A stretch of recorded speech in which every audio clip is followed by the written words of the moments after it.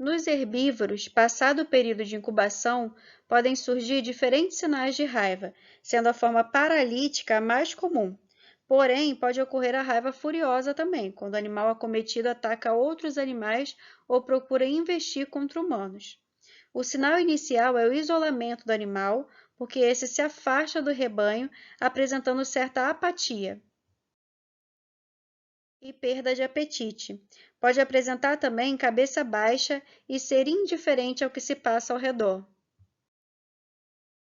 E eles ainda podem ter outros sinais, como aumento da sensibilidade por prurido na região da mordedura, mugido constante,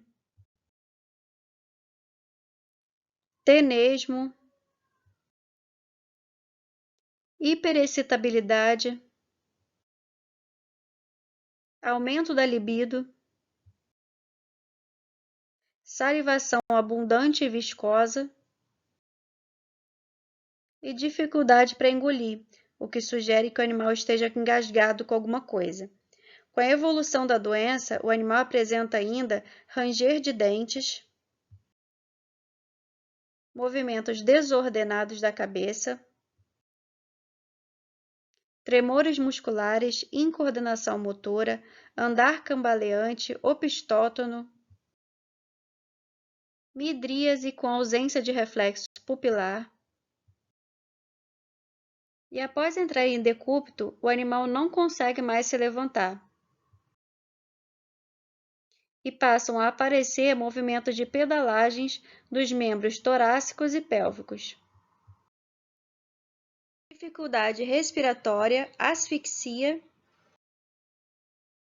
e morte, que ocorre geralmente entre 3 e 6 dias após o início dos sinais clínicos, podendo ainda se prolongar em alguns casos por até 10 dias.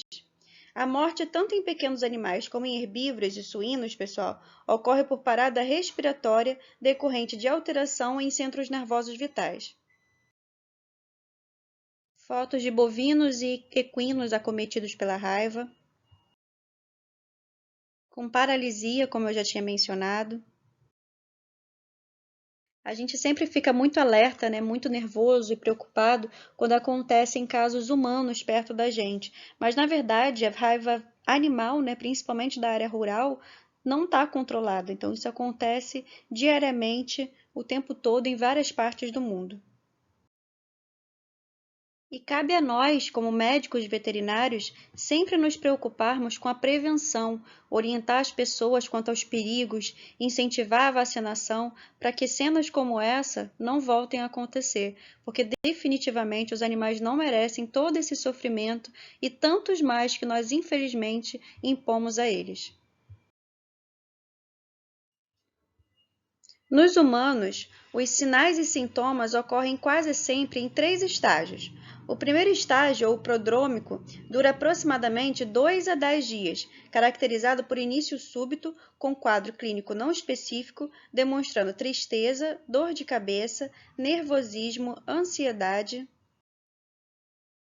febre, náuseas, fadiga, anorexia, prurido, formigamento ou dor ou parestesias no local de mordedura.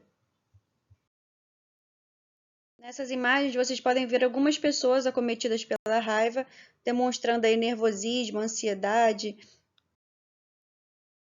No segundo estágio, ocorre a excitação sensorial ou a fase conhecida como período neurológico agudo, que persiste por 2 a 7 dias. Verificam-se, nesses casos, comportamentos bizarros como agitação, ansiedade, insônia, aumento da libido, priapismo, hipersalivação, aerofobia, fotofobia, reação ao barulho, contração muscular, convulsões, alucinações, delírios, confusão mental ou episódio de hidrofobia, hiperestesia, tendência de morder e de mastigar. Quando a aerofobia e a hidrofobia estão presentes de maneira simultânea, com muita certeza trata-se de raiva. O paciente tenta beber água, mas não consegue, apresentando agitação e espasmos faríngeos. A hidrofobia, gente, ou medo de água, decorre do espasmo doloroso da musculatura da faringe, que ocorre quando o líquido é ingerido. Da mesma maneira, o paciente evita engolir a própria saliva, que então escorre pelo canto da boca. Embora a hidrofobia não seja constante, ela é frequente a ponto de torná-lo o efeito mais característico da raiva em humanos. Pode haver também regurgitação dos alimentos e uma intensa salivação, como eu já tinha mencionado. Nessas imagens, vocês podem ver pacientes humanos apresentando alguns desses sintomas que eu acabei de mencionar: hipersalivação, tendência a ficar mordendo e mastigando, opistótono. E no próximo slide eu coloquei um vídeo para mostrar para vocês um paciente também humano acometido pela raiva, apresentando justamente a hidrofobia e a aerofobia. Vocês vão ver como é triste, gente, e o quanto essa doença é realmente terrível.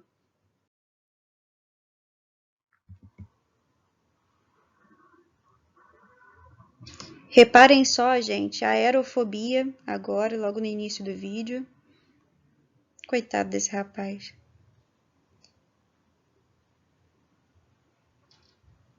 E agora, olha, a hidrofobia. Na verdade, gente, a pessoa não tem medo de água. Como vocês podem ver, ele até pega a garrafa de água. A questão é que ele não consegue ingerir o líquido por conta dos espasmos dolorosos da musculatura da laringe. Aí, das próximas vezes que alguém se aproxima com água ou ele tenta engolir a própria saliva, ele se recorda e sente de novo essa dor horrorosa. Por isso, o paciente com raiva evita a água e a gente chama de hidrofobia. Inclusive, por isso também que depois eles ficam com espuma na boca, porque além da hipersalivação, eles não conseguem engolir a própria saliva, como vocês já tinham visto no slide anterior. Muito triste, né? De partir o coração um negócio desse, gente. Tomem sempre muito cuidado, porque lembrem-se que a letalidade da raiva é muito alta, é praticamente de 100%. A gente tem pouquíssimos casos de sobrevivência de raiva humana, depois, né, que as pessoas começam a manifestar os sintomas. E lembrem-se sempre que os médicos veterinários são o principal grupo de risco dessa doença.